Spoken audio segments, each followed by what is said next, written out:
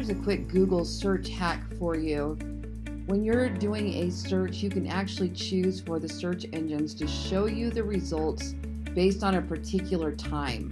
So if you come up here, let's just say we want to learn information about the real estate market. Okay, so we type in real estate market, we're gonna see recent news here, we're gonna see videos, and then oftentimes we will see responses that could be a year old, 2 years old, 3 years old. We want to make sure that it's the most recent.